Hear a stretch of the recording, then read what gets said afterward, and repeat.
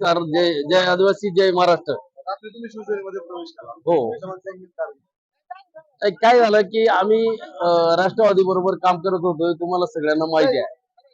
परंतु आम्ही ज्या वेळेला तिकीट मागितली त्यावेळेला कमलताई शेळकर ते नीलम गोलप सुनीताताई बोराड यांना द्या असं आम्ही म्हणत होतो. त्या मुळातच शिवसेनेच्याच होत्या.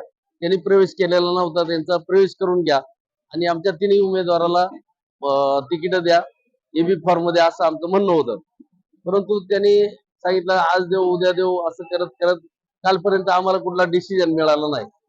परवाच्या दिवशी कोंडाजी बाबा डेअरी आश्रम मध्ये जी आमची मिटिंग झाली, जी कोर कमिटी होती, त्यात कोर कमिटी नेमली गेली. त्यांनी सांगितलं की आपल्याला प्रथम कुठल्या दिशेने जायचं आहे आणि मग त्या पद्धतीनं सगळ्यांचं मनोगत ठरलं की आपण पहिल्यांदा शिवसेनेकडे जाऊया, शरददादा बरोबर चर्चा करूया आणि मग जर शरददादांनी आपल्याला नाही म्हटलं तर मग आपण पर्याय शोधूया. आम्ही तिथे गेल्यानंतर दादाने आमचं स्वागत केलं आणि दादांनी सांगितलं की तुम्ही काही काळजी करू नका, तिन्ही तिकीट तुम्हाला फायनल आहेत, तुम्ही कामाला लागा.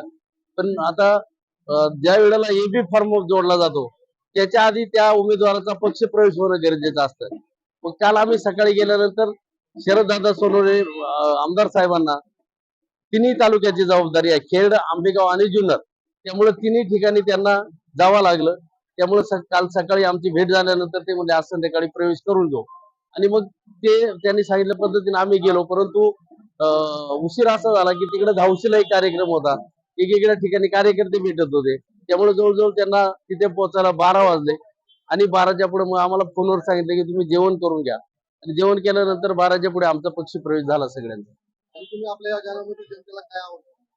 नाही आता सरळ सोपी गोष्ट आहे की तुम्ही एक गेली 25-30 वर्ष आपण बघितलं की देवराम लांडे हे जिल्हा परिषदचे अध्यक्ष केले होते. कैलासवासी आदरणीय वल्लभशेठ बेनके साहेब असतील, त्यावेळेला मधुकर पिचड साहेब असतील, कैलासवासी हे मंत्री होते, आपल्या आदिवासींचे दैवत त्यांना आपण सर्वजण म्हणायचो. आणि या सगळ्यांच्या माध्यमातून खऱ्या अर्थानं त्याला अध्यक्ष पदाची संधी मिळाली आणि मग अध्यक्ष म्हणजे नुसता अध्यक्ष नाही तर अध्यक्षांचा अध्यक्ष म्हणजे पुणे जिल्ह्याचा मुख्यमंत्री म्हणून तो वावरायचा.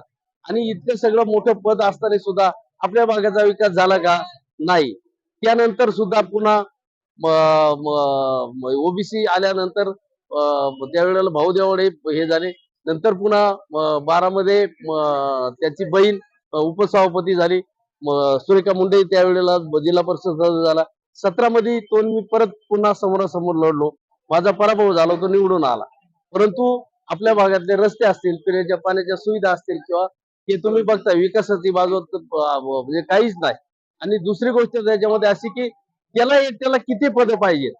काय पदांचा राक्षस आहे का? याला जिल्हा परिषद पाहिजे, याला सोसायटी अध्यक्षपद पाहिजे, याला हिरडा कारखान्याचं संचालक पद पाहिजे, याला महामंडळाचं संचालक व्हायला पाहिजे, हा पीडीसी बँकेवर हे झाला पाहिजे. इतकेच नाही तर गावच्या पातळीवर तंटामुक्तीचा अध्यक्ष सुद्धा याच्याच घरात पाहिजे, शालेय व्यवस्थापन समिती याच्याच घरात पाहिजे, पाणी पुरवठा समिती याच्याच घरात पाहिजे. म्हणजे हा सगळी पद याच्याच घरात. बाकी काही माणसं नाहीत का कोणी? का समाजामध्ये दुसरं कोणी कार्यकर्ते नाहीत का? मग अशा पद्धतीनं जर एकाच व्यक्तीच्या भोवती 25-30 वर्ष जर आणि त्याला जर राष्ट्रवादी काँग्रेस पक्षाचे नेते मंडळी जर त्याला तिकीट देत असतील तर आम्ही का स्वीकारायचं? हा खरं तर आमचा प्रश्न होता. आणि म्हणून आज आम्ही सर्वजण जे काही वरच्या भागातले कार्यकर्ते जेवढे राष्ट्रवादीमध्ये होते ते सगळे आम्ही शिवसेनेमध्ये प्रवेश केलेला आहे आणि तिन्ही सीट निवडून आणणार आहोत. तिघांचाही विजय होणार याच्यात शंकाच नाही.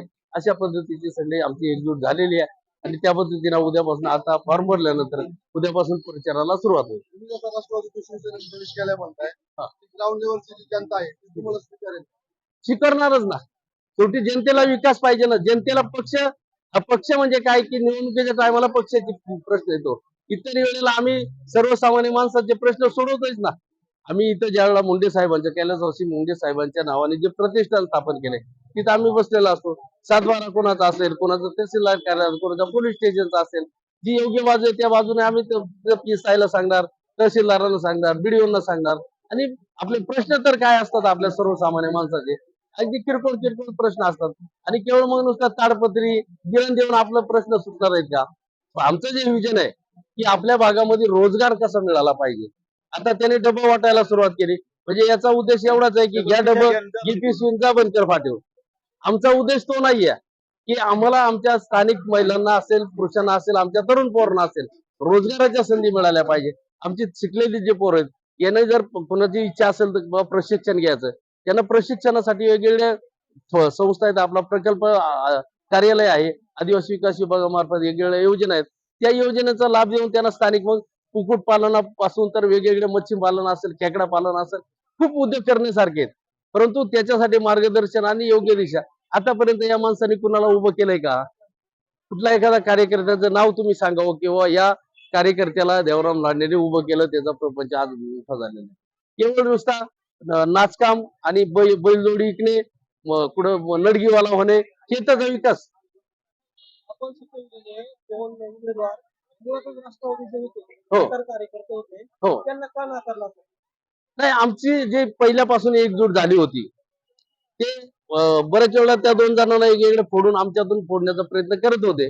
परंतु आमची जी एकजूट झाली होती की आम्ही लढलो तर तिन्ही लढायचं, नाहीतर तिने कुठल्याही पक्षात बरोबर जायचं असेल तर तिघांनी जायचं, ही आमची एकजूट विचाराने झालेली होती.